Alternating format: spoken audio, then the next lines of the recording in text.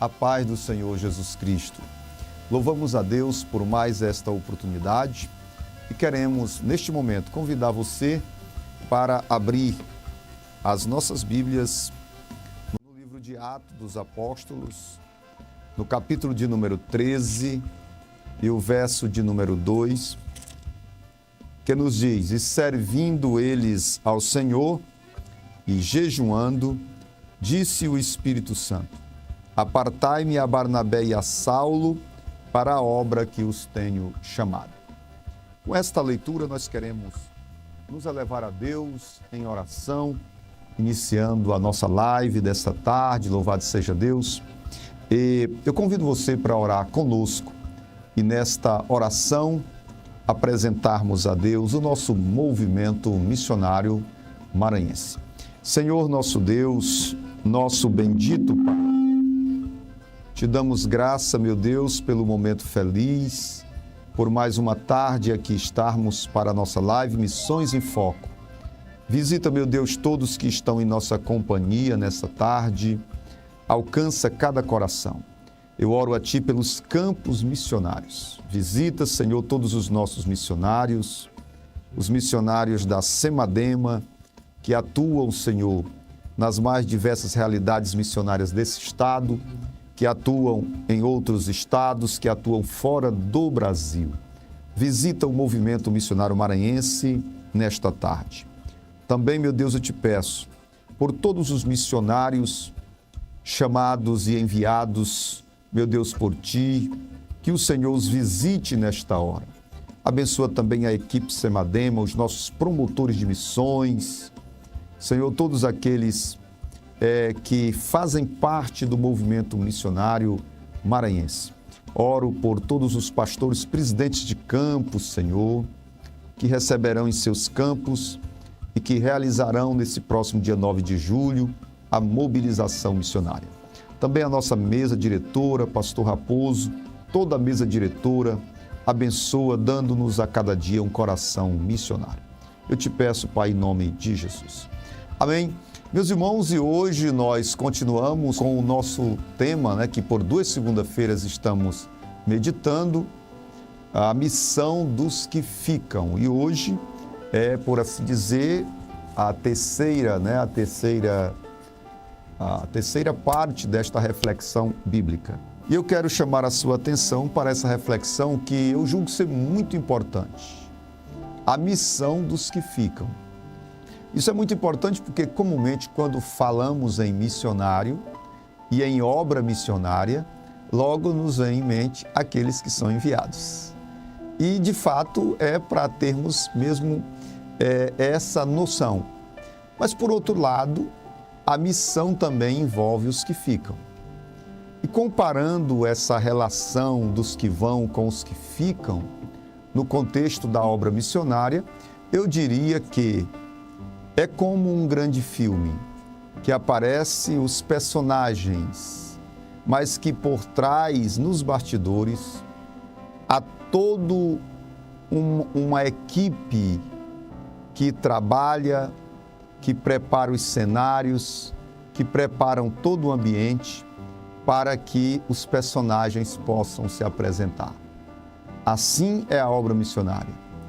Os personagens vão ao campo, mas nos bastidores há muita gente trabalhando para dar o suporte, para promover o trabalho missionário, para que o trabalho missionário prossiga.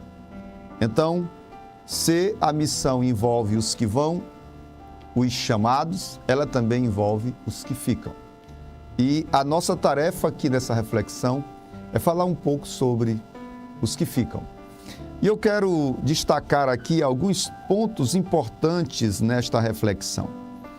No texto lido, Deus, mais especificamente o Espírito Santo, isso é uma das provas, por sinal, da divindade subsistente em 3 pessoas distintas, pois o Espírito Santo é quem fala e quem diz aqui: apartai-me a Barnabé e a Saulo para a obra que eu os tenho chamado.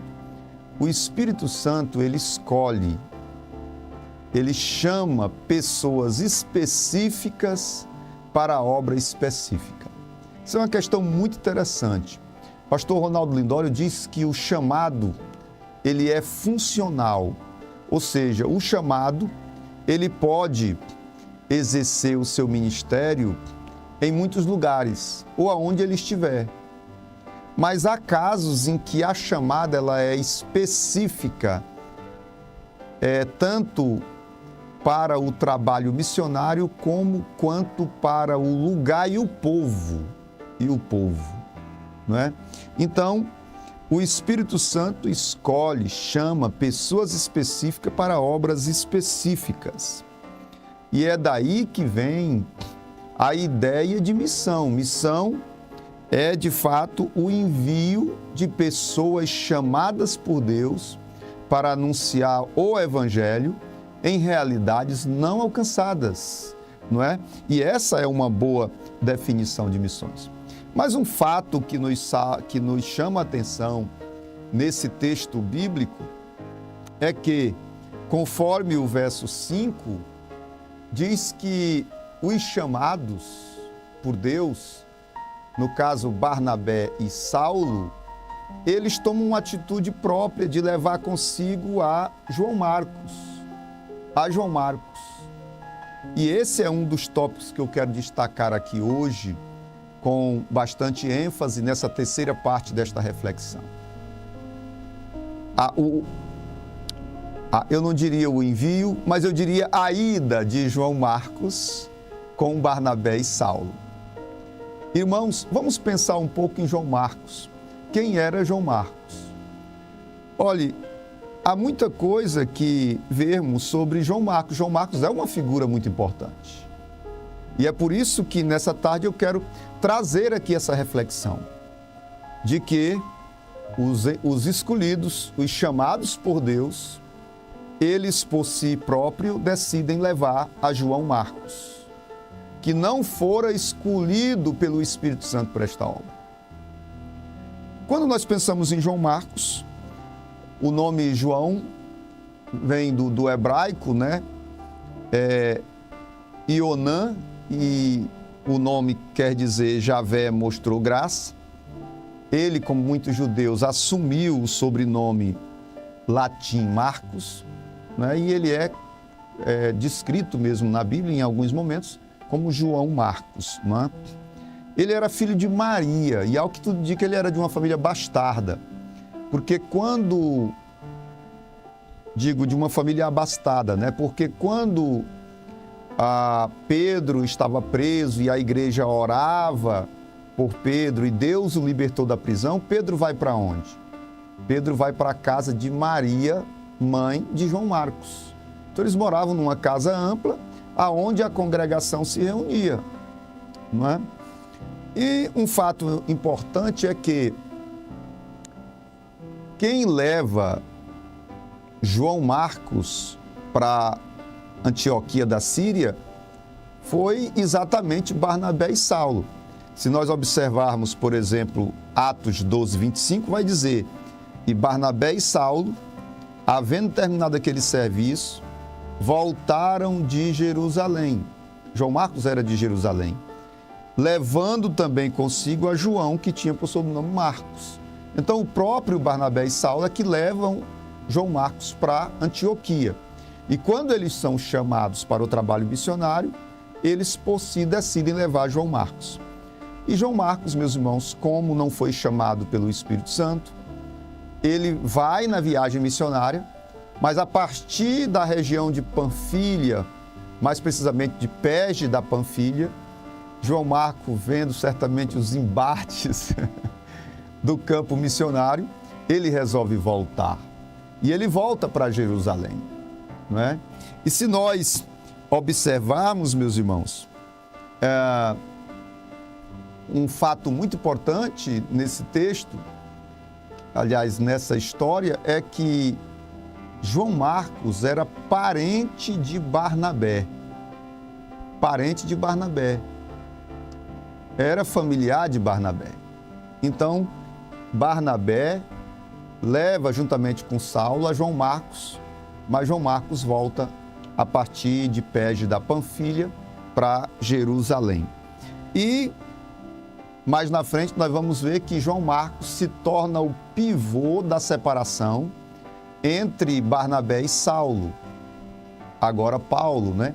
No início da segunda viagem missionária da dupla, Paulo já é quem toma a iniciativa e convida Barnabé para voltarem visitando as igrejas por onde tinham passado e, com certeza, irem mais à frente na tarefa missionária. E aí, mais uma vez, Barnabé queria levar consigo seu parente João Marcos, mas Paulo não achou que seria conveniente levá-lo e houve um desentendimento entre eles a ponto de separarem. E é interessante que diz que Barnabé toma consigo a João Marcos e segue para Chipre, não é? Mas um detalhe importante nos traz o texto acerca de Paulo, porque o texto vai dizer que Paulo, tendo escolhido a Silas, partiu encomendado pelos irmãos à graça de Deus. Ao que tudo indica, Paulo parte com o reconhecimento da igreja para sua segunda viagem missionária, que é outro fator muito importante dentro dessa visão da missão dos que ficam. Paulo vai partir com Silas agora, encomendado pelos irmãos à graça de Deus. E o texto não diz isso sobre Barnabé e João. Olha que coisa interessante. Então é muito importante observarmos todos esses detalhes, porque isso vai nos trazer lições muito preciosas acerca da missão dos que ficam. E eu quero chamar a sua atenção para esse detalhe importante. A lição que fica para nós é que há muitos crentes verdadeiros, servos de Deus, homens e mulheres de Deus, que podem ser muito úteis na base, mas que não produzirão no campo missionário, porque missões é chamada específica. Missão é para quem Deus chama. Eu tenho dito que missão não é para quem quer e nem para quem não quer. É para quem Deus chama. E a minha palavra para os que não têm a chamada específica para o campo missionário é: não vá ao campo missionário. Mas a minha palavra para os que são chamados e sentem esse fogo arder, sabem que são chamados, é: não fique na base.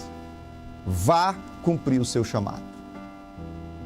Eu disse em uma das reflexões anteriores que aqueles que são chamados por Deus e resistem o seu chamado, em algum momento eles se encontrarão com o Senhor.